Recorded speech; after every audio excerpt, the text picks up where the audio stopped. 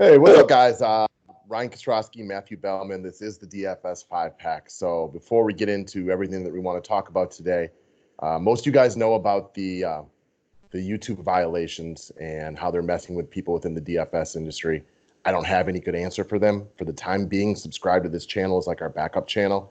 We'll probably start looking at other avenues, as I'm sure plenty of other DFS providers are doing as of right now.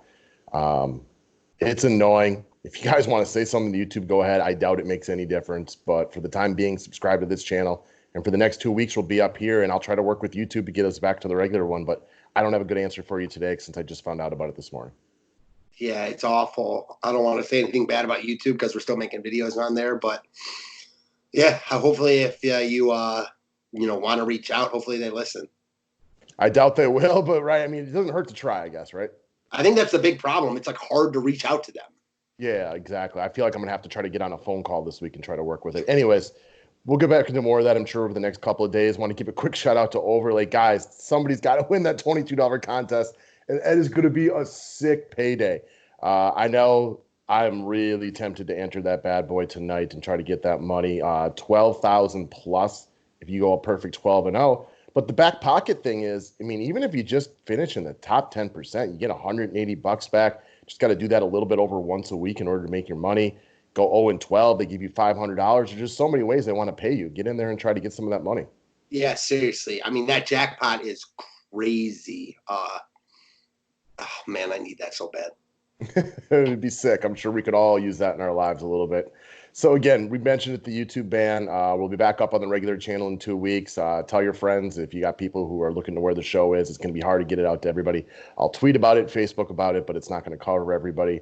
For the 5-pack deal of the day, I'm going to continue to talk about the annual sale. We had a couple of new customers lately. I want to give you guys the opportunity to get on that. It's 365 days of all 3 sports that we cover, which is baseball, basketball, football at the professional level. It's usually $200. You get a $50 rebate. It's sent out basically instantaneously.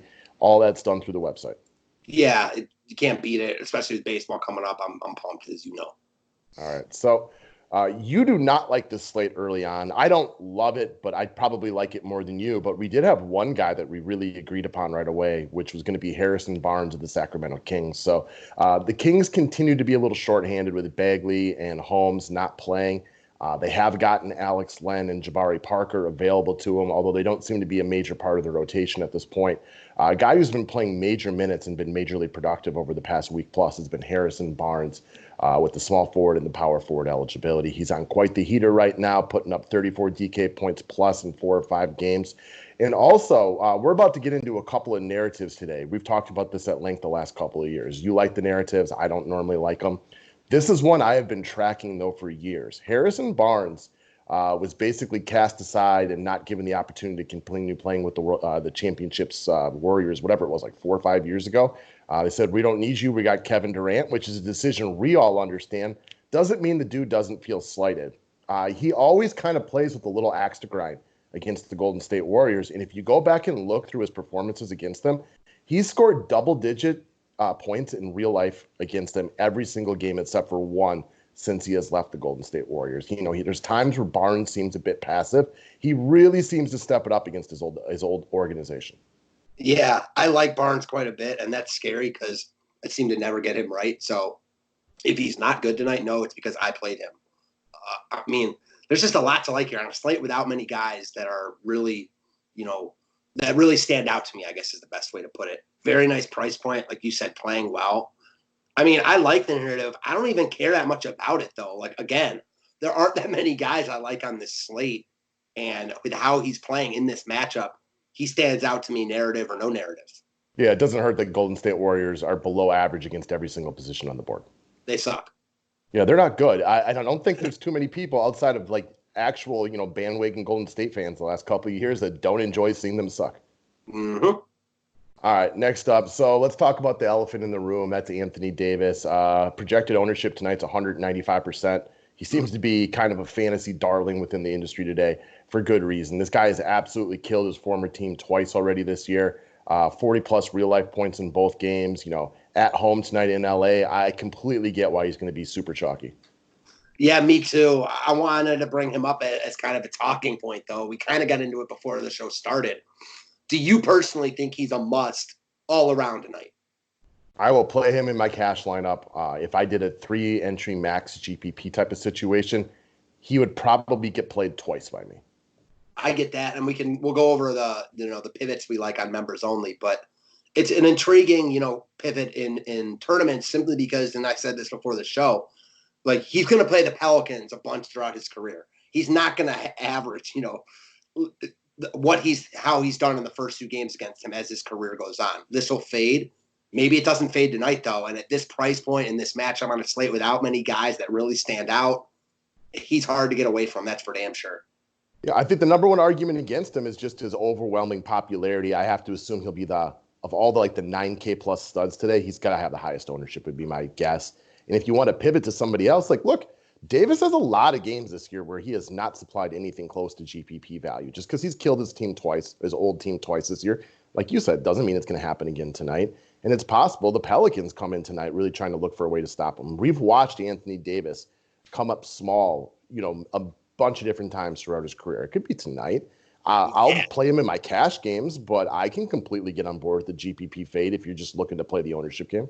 I mean, trying to get to the top of the mountain in tournaments, I can definitely get on board with it. It's different than those, guys that are free squares, as Dennis Smith was last night at 3,300. Here, I'm with you, man. Not saying that it's the optimal play, but in tournaments. Yeah, I mean, he could have a solid game, give you 55 DK points, but if you find a guy that gives out better value than that, that's not that impossible to do. Amen. All right, next up, I want to go to a guy that you usually like a lot more than I do, but he's my play tonight, and that's going to be Myles Turner of the Indiana Pacers. Good number of things working in his direction today. One, rough injury for Jeremy Lamb. He's out for an extended period of time with a rough injury. We also might be getting potentially no Victor Oladipo tonight, listed as questionable from my last check. Just fewer mouths to feed on the Indiana Pacers. We've talked about the Pacers at length lately. It's a deep team with a lot of B, C plus, B plus type of players on it. Getting rid of a couple of those guys just makes it a little bit easier to get some points. The Hornets are awful against centers. They've been a smash spot all season long. Turner has been excellent against the Hornets this year. He's played them twice already, averaging about 14.5 points, 9.5 rebounds, 2 assists, and 4 blocks, which is about 40 DraftKings points per game. He's also a really solid floor play at 5K because this guy hasn't dropped below 20 DK points in a month. So while he's not winning GPPs on the regular, he's very rarely a guy who's going to be the reason that you can't win. Yeah, he's definitely in play here. He is normally a guy that I like more, but we're both fans of Turner's game.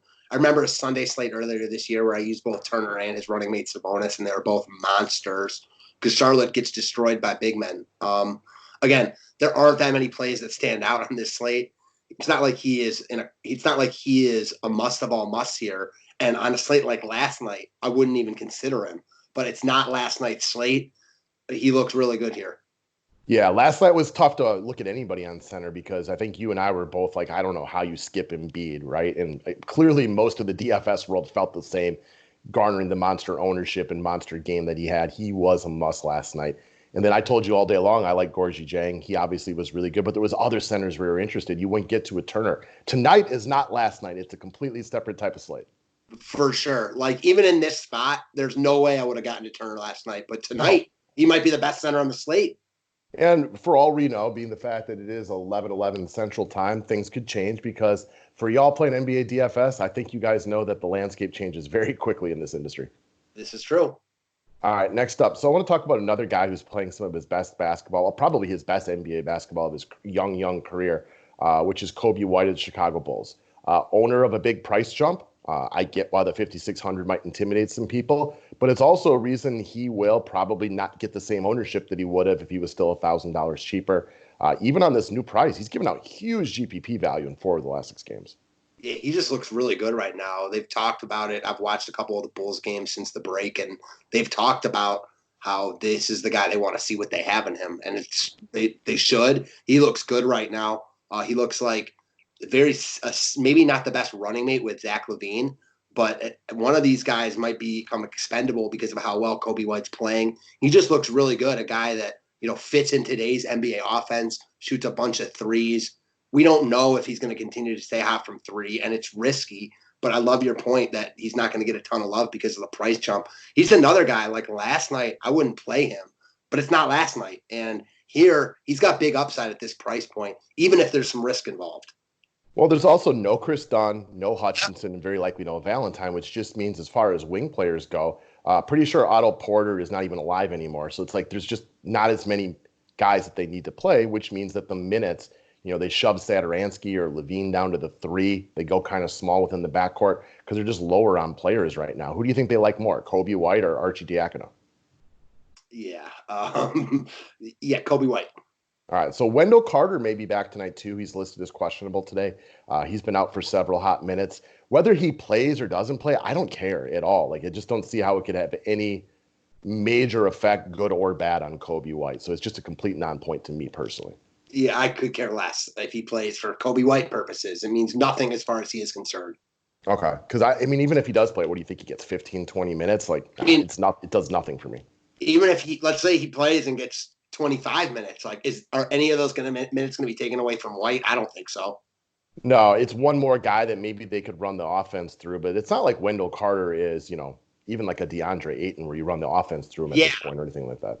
Yeah, exactly. I mean, the big worry for Kobe White is Zach LaVine, but I like how Kobe White comes off the bench, gets his own run, and if he's hot, they both can get theirs as we've seen recently.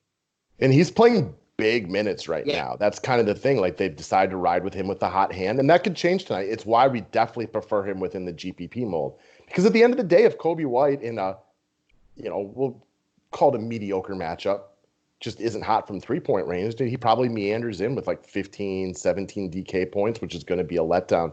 But if things get rolling from the outside and the young man has his confidence tonight, why would we be flabbergasted to see him go for another 35-plus point game? Exactly. There's also I completely agree with everything you just said. And on the other side, there's also a chance that maybe, after the break, as he continues to play bigger minutes, he's more of a 6,500, 7K player. We just don't know yet. That might not be true at all. And maybe he's just on a hot streak and going to come down back to earth and be 3,900 in 2 weeks. But there's definitely unknown here, and the upside's real. Yeah, shooters remind me of baseball players. They get hot, they roll, they shoot a lot. Things go cold, and then their aggression goes down a little bit. He is mostly a shooter, but that shot looks pure these days. Mm-hmm. All right, guys, that's what we got for today. Don't forget to subscribe to this channel, which we'll be running on for the next 2 weeks, unless we can get something worked out with YouTube to get us back to normalcy. For the time being, best of luck today, and we'll see you guys a little bit later. Thanks, guys.